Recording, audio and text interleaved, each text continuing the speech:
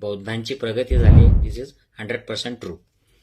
तर त्याच्याबद्दल त्यांनी कारणमीमांसा केली आहे की लोकांना असा गैरसमज आहे की यांना आरक्षण मिळालं म्हणून यांची प्रगती झाली. बस आरक्षणामुळे प्रगती झाली. ज्ञानवादी दृष्टिकोन बौद्धांनी इन जनरल हा आत्मसात केलेला आहे. आणि हा जो आहे त्यांनी जुन्या अंधश्रद्धा, जुन्या चालीरीती, वाईट परंपरा, भाकड कथा, पुराण कथा, देव, देव्या, देवारे, अंगात येणे, हे सगळं बौद्धांनी इन जनरल सोडून दिलेलं आहे. आणि त्याच्याऐवजी बाबासाहेब आंबेडकर आणि तथागत गौतम बुद्धाचा विज्ञानवादी दृष्टिकोन त्यांनी स्वीकारला. आणि पुराव्याशिवाय गोष्ट स्वीकारायची नाही, तथ्याशिवाय आत्मसात करायचं नाही, अंगीकारायचं नाही, हे जे तत्व आहे बाबासाहेब आंबेडकरांचं, भगवान बुद्धाचं, हे बौद्ध समाजामध्ये मोठ्या प्रमाणावर आपल्याला अंगीकारलेलं दिसून येतं. दुसरा मुद्दा जो त्यांनी घेतलाय तो म्हणजे बौद्धांनी, म्हणजे ज्यांनी जुना ब्राह्मणी मार्ग सोडला आणि नवीन ते नवबौद्ध झाले, यांनी ब्राह्मणी धर्मग्रंथ सरसकट नाकारले. म्हणजे मनुस्मृती, वेद, रामायण, महाभारत, ब्राह्मण्य, स्मृती, पुराण, भगवद्गीता, या सगळ्या धर्मग्रंथांची चिकित्सा करून बौद्धांनी हे धर्मग्रंथ बाजूला सारलेले आहेत. आणि याचं रिझल्ट असा झाला की ते एक वैचारिकतेकडे गेले. रॅशनॅलिझम, विवेकवादाची कास त्यांनी धरली आणि म्हणून त्यांची प्रगती झाली.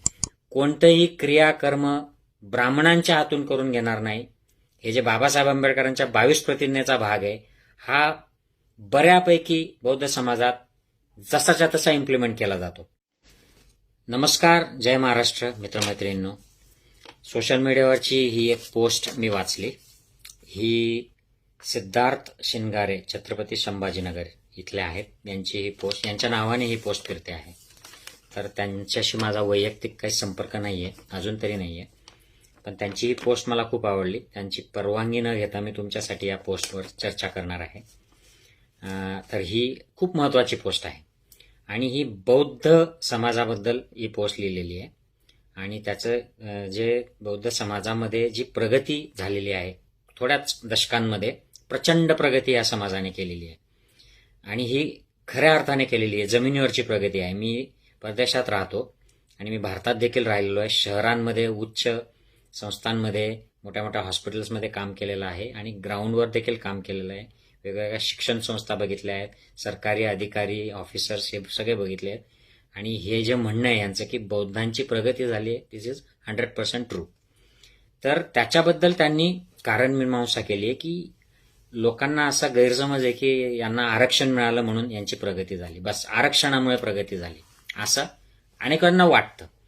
परंतु आरक्षण हा एक छोटासा भाग आहे त्यांच्या प्रगतीचा, तो महत्वाचाच आहे, परंतु it is just one part. बाकीचे कुठले कुठले भाग आहेत, तर याच्यावर जी कारणमीमांसा आहे ही बौद्धांना केवळ लागू होत नाही, ही सगळ्यांचीच डोळे उघडणारी कारणमीमांसा आहे. म्हणजे ज्यांना स्वतःला वाटतं की आम्ही क्षत्रिय आहोत, आम्ही ब्राह्मण आहोत, आम्ही हे आहोत, आम्ही ते आहोत, आम्ही मराठा आहोत, आम्ही कुणबी आहोत, आम्ही माळी आहोत, राजपूत आहोत, सगळ्यांसाठी हे महत्वाचं आहे. आणि त्यातल्या त्यात ज्यांच्याकडे शैक्षणिक, सामाजिक, आर्थिक, राजकीय मागासलेपण आहे, असे समाज की जे आज आरक्षणासाठी भांडतायत किंवा वेगवेगळ्या हक्कांसाठी भांडतायत, या समाजाने बौद्ध समाजापासून काय शिकलं पाहिजे. अर्थात बौद्ध समाजातला प्रत्येक व्यक्ती हा अशा प्रकारे एनलाइट झालेला आहे आणि तो किंवा ती या मार्गावर चालतायत अशातला भाग नाही.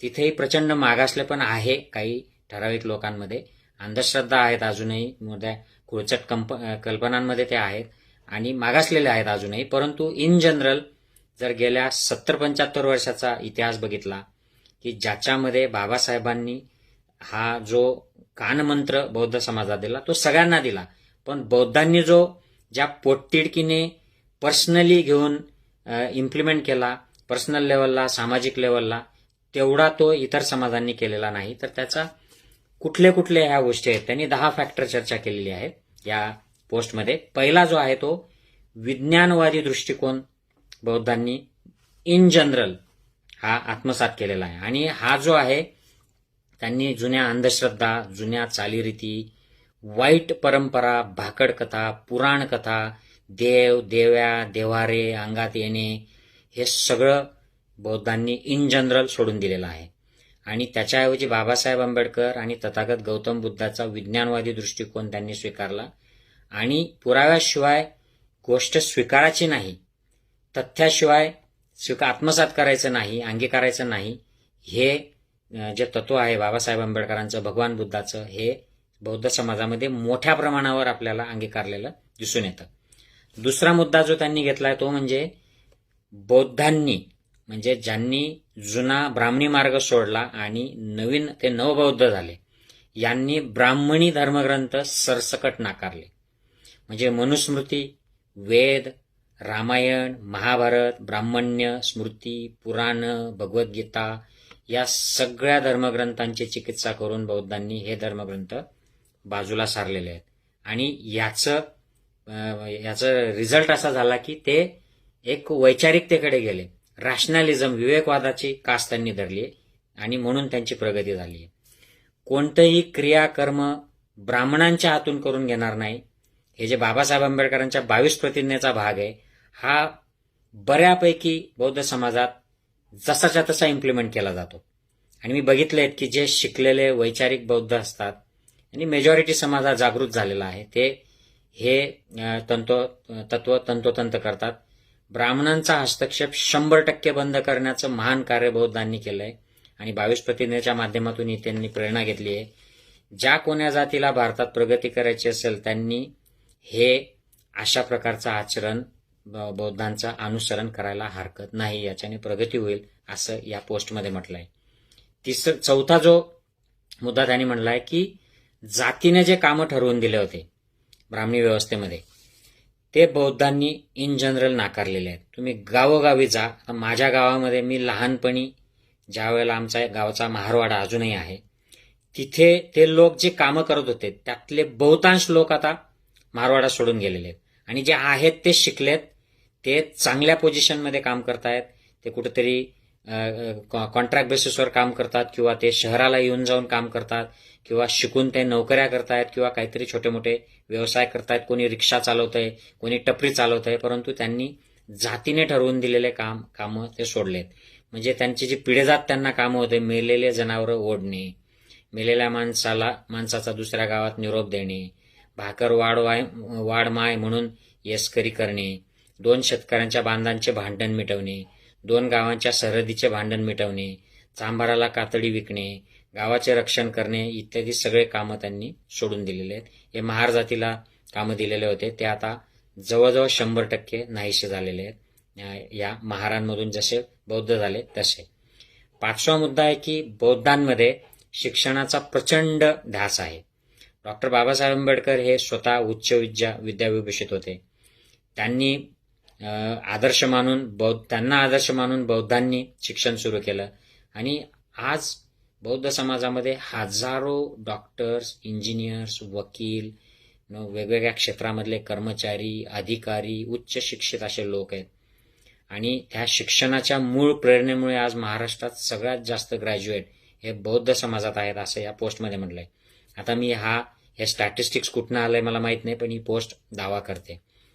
कारण बौद्धांची संख्या खूप आहे महाराष्ट्रामध्ये. म्हणजे ब्राह्मणांपेक्षा जवळजवळ ते 3-4 पट, त्यांची 4 पट तरी संख्या असणार आहे.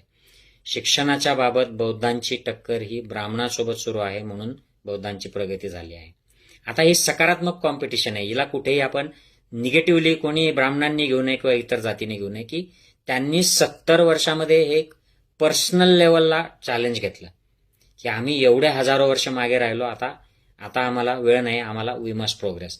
आणि आम्हाला एक मोटिवेशन मिळालेलं आहे. बाबासाहेब आंबेडकरांनी रस्ता दाखवलेला आहे, लाईट दाखवलेला आहे, आम्हाला आता चालणं भाग आहे.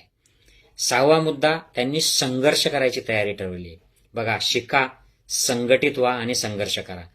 बौद्धांवर अन्याय झाला, कुठे त्यांच्यावर अट्रॉसिटी झाली, तर मोठ्या संख्येने बौद्ध लोक एकत्र येतात आणि आवाज उठवतात.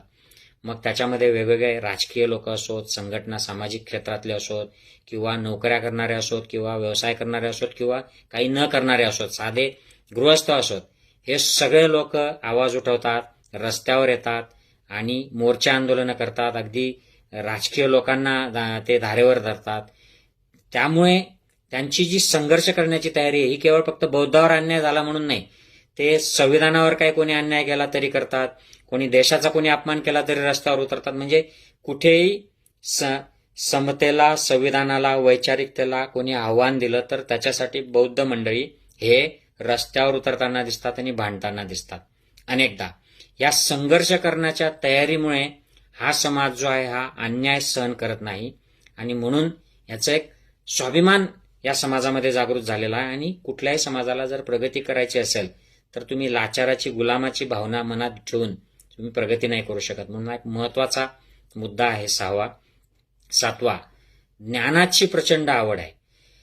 म्हणजे एज्युकेशन फक्त घेऊन थांबत नाही हा समाज. मी देखील बघतो मित्रांनो, इथे UK सारख्या ठिकाणी बाबासाहेबांच्या नावाने संघटना चालतात. US मध्ये, युरोपमध्ये. मी मागच्या वर्षी ओमानमध्ये AIM नावाची एक association of Ambedkarite international mission म्हणून ऑर्गनायझेशन आहे, तर त्यांनी इतका मोठा कार्यक्रम तिथे ओमानमध्ये आयोजित केला. आणि या कार्यक्रमाच्या अंतर्गत साऊथ इंडिया ते नॉर्थ इंडिया ते गुजरात, मध्य प्रदेश, महाराष्ट्र इथले सगळे जे आंबेडकराईट लोक होते हे सगळे एकत्र आले होते. हॉल तुडुंब भरला होता. आणि हे ओमान सारख्या देशामध्ये, तर बाकीच्या देशांमध्ये किती ऍक्टिव्हिटी आहेत विचार करा. आणि ह्या कार्यक्रमांना याचा उद्देश हा आहे की ह्या सभा, कॉन्फरन्सेस, चर्चासत्र, परिसंवाद, भाषणं, व्याख्यानं असे आयोजित करणे, त्यांचं अशा ठिकाणी वक्त्यांचं ऐकून घेणे की कोणीतरी UK वरून एक संग्राम पाटील येतोय, आम्हाला त्याचं ऐकून घ्यायचं कारण तो बाबासाहेबांवर बोलतो. म्हणून मला हिंदीतून त्यांनी बोलायला सांगितलं की इथे मजूर कामगार आहेत, त्यांना फारसं इंग्लिश समजणार नाही, मराठी पण समजणार नाही, म्हणून तू हिंदीतनं बोल. म्हणून अशा प्रकारचे कार्यक्रम आयोजित करून घेणे आणि त्यांना हजेरी लावणे. तुम्ही बघा, सगळ्यात जास्त साहित्य जर कुठल्या प्रोग्राम्समध्ये, सण उत्सवांमध्ये विकलं जात असेल तर ते दीक्षाभूमी, चैत्यभूमी, कोरेगाव भीमाचं आपला जे स्मारक आहे अशा ठिकाणी, विजयस्तंभाचं, अशा ठिकाणी लाखो करोडो रुपयाचे पुस्तकं विकले जातात. दीक्षाभूमीवर मी प्रत्येक वेळी गेलो की मोठ्या पुस्तकांचा गठ्ठा तिथून विकत घेतो. नागपूरला गेलो की तिथल्या पुस्तकाचे जे संग्रह असतात, शॉप्स आहेत, तिथून पुस्तकं विकत घेतो. कुठेही गेले, खेड्यापाड्यातले लोक असतात ज्याला थोडंफार वाचता येतो तो पुस्तकं विकत घेतो. अशी ज्ञानाची प्रचंड आवड, ही जशी बाबासाहेब आंबेडकरांना आवड होती की खायला नव्हतं, ब्रेड खायचे फक्त, आणि रात्रभर त्या लायब्ररीमध्ये लंडन स्कूल ऑफ इकॉनॉमिक्सच्या अभ्यास करत बसायचे. तर ही बाबासाहेबांकडनं जी प्रेरणा मिळालेली आहे बौद्धांना, ही त्यांनी मेंटेन ठेवलेली आहे आज देखील आणि ती वाढतच चाललेली आहे. ज्ञानासाठी ही मंडळी काहीही करते, कुठल्याही प्रकारचे कार्यक्रम आयोजित करते, कुठेही हजेऱ्या लावतात, कोणालाही बोलवतात, मानपान देतात, त्यांना बोलून आणतात आणि त्यांच्याकडून कार्यक्रम करून घेतात. 8वा मुद्दा की अन्यायाच्या विरोधात उभा राहणारा हा समाज आहे. आणि याच्यासाठी बाबासाहेब आंबेडकरांची जी प्रेरणा आहे की 100 दिवस शेळी होऊन जगण्यापेक्षा 1 दिवस वाघ होऊन जगणारा समाज हवा, आणि अन्याय करणाऱ्यापेक्षा अन्याय सहन करणारा हा जास्त गुन्हेगार असतो, ही पक्की भावना बौद्धांना कळलेली आहे. आंबेडकर जे मी तर ह्या बौद्धांना कळले म्हणण्यापेक्षा ज्यांना बाबासाहेब कळला आहे, माझ्यासारख्यांना सुद्धा, आम्हाला सगळ्यांना हे कळलेलं आहे, आपल्याला सगळ्यांना, ज्यांना बाबासाहेब कळतात. त्यामुळे दलित, आदिवासी, भटके, विमुक्त, महिला यांच्यावर कुठेही अन्याय होत असेल, मी आधी देखील म्हटलो एका मुद्द्यामध्ये, तर हे लोक रस्त्यावर उतरतात. यांचं तिथे काही घेणं नसतं बौद्ध म्हणून, तरी सुद्धा हे लोक रस्त्यावर उतरतात. सगळ्यात आधी आवाज देणारा समाज हा असतो बौद्ध समाज. पुढचा 9वा मुद्दा, का प्रगती झाली, त्याचा त्यांनी म्हणणं आहे की ब्राह्मणी मार्ग सोडला आणि बुद्धाच्या मार्गावर ते चालला गेले. विषमतेचा जो धर्म आहे, हिंदू धर्म, ज्याला नंतर नाव आलंय, हिंदू धर्म हे अलीकडचं हे मुस्लिम शासकांनी दिलेलं नाव आहे, हा ब्राह्मण धर्मच आहे. या ब्राह्मण धर्माचा त्यांनी त्याग केला आणि बाबासाहेबांच्या सूचनेनुसार त्यांनी बुद्धाच्या मार्गावर गेले.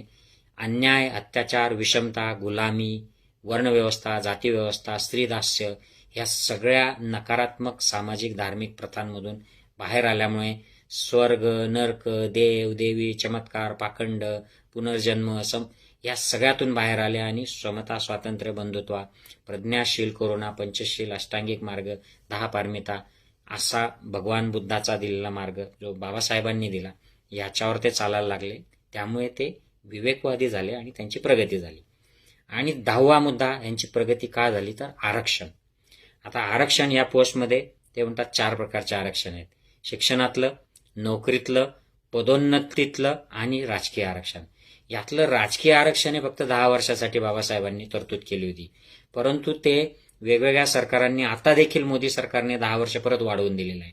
तर त्यांनी ते केलेलं आहे. उलट राजकीय आरक्षणामुळे बौद्धांचं नुकसान होतंय. कारण राजकीय आरक्षणामुळे वेगवेगळ्या पक्षांमधून, SC ST मधून हे गुलाम लोक या भाजप, काँग्रेस वगैरे सारख्या पक्षांमधून उभ्या राहतात आणि ते पक्षाच्या दावणीला बांधले जातात. ते समाजाला विसरून जातात. त्यामुळे राजकीय आरक्षण हे बंद करा हे बाबासाहेबांनी हयात असतानाच सांगितलं होतं. त्यांच्या लक्षात आलं होतं की हे पक्षाच्या दावणीला बांधले जात आहेत. आपण जरी आरक्षणाची तरतूद केली आहे तरी हे लोक समाजाचे नाहीत तर पक्षाचे बांधील आहेत. म्हणून हे बंद करा हे बाबासाहेब हयातीत असताना बाबासाहेबांनी मागणी केली होती. विधानसभा, लोकसभा यातले जे लोक आहेत हे सगळे बीजेपीचे किंवा ज्या ज्या पक्षामधले ते आहेत, काँग्रेसचे, हे त्यांचे नौकर होतात. हे समाजासाठी भांडत नाहीत. आताच बघा तुम्ही किती संविधानाची पायमल्ली चाललेली आहे. संविधानाशी छेडछाड केली जाते आहे. उघड लोकतांत्रिक व्यवस्थांशी छेडछाड केली जाते. परंतु एकही SC ST आमदार किंवा खासदार याच्या विरोधामध्ये आवाज उठवत नाही. म्हणजे हे गुलाम झाले सत्तेचे. त्यामुळे शिक्षण, नोकऱ्यातला या आणि पदोन्नतीतल्या या आरक्षणाचा बौद्धांना फायदा झालाच आहे, नक्कीच झाला आहे आणि त्यांनी त्याचा पुरेपूर उपयोग केला. परंतु केवळ आरक्षणामुळे हा समाज प्रगत झाला, पुढे गेला असं म्हणता नाही येणार. आरक्षण हा एक फॅक्टर आहे आणि इतर जे मी 10 वर्णन केलेत या पोस्टप्रमाणे, तर ह्या फॅक्टर्सचा याच्यात सगळ्यात मोठं म्हणजे जागृत झालेत, शिकले, संघटित झाले आणि त्यांनी संघर्ष केला आणि म्हणून हा समाज पुढे गेलेला आहे. आणि इथे थांबत नाही मित्रांनो, कारण बौद्धांमधले सगळेच्या सगळे काय असे जागृत झालेले नाहीत. बरेचसे मागासले पण आहे. बरेचसे लोक अजूनही अंधश्रद्धे, कर्मकांडात आणि अशिक्षण, व्यसन याच्यामध्ये आहेत. मानसिक गुलामगिरी आहे, स्वाभिमान नाही. यांनी देखील जर बाबासाहेबांचा हा मार्ग, भगवान बुद्धाचा हा मार्ग व्यवस्थित फॉलो करायला सुरुवात केली तर हा समाज कोणाचंच ऐकणार नाही. शिक्षण हे जे बाबासाहेब म्हणतात की हे वाघिणीचं दूध आहे, जो कोण पितो तो दरकाळी फोडतो. तर हे बाबासाहेबांनी दिलेला हा मूलमंत्र तर सगळ्यांनी तंतोतंत पाळला तर बौद्धांचीच नाही, इतरही जे आहेत SC ST OBC क्षत्रिय वगैरे सगळे जे समाज आहेत की जे मागे डावलले गेले या वर्णव्यवस्थेमध्ये, जातीव्यवस्थेमध्ये, या सगळ्यांची प्रगती होऊ शकते. आय होप या पोस्टच्या वाचनातून आणि एक्सप्लेनेशनमधून काहीतरी लोकांना मोटिवेशन मिळावं. ही पोस्ट, ह्या व्हिडिओ शेअर करा, इतरांना देखील कळू द्या की हे काय मुद्दे आहेत. भेटूयात एखाद्या दुसऱ्या व्हिडिओमध्ये. पुन्हा एकदा सिद्धार्थ शिंगारे, छत्रपती शिवाजीनगर यांचे आभार मानतो आणि त्यांच्या परमिशनशिवाय मी ही पोस्ट वाचून दाखवली त्याबद्दल माफी मागतो. पुन्हा भेटूयात. जय हिंद, जय महाराष्ट्र, जय भीम मित्रमैत्रिणींनो.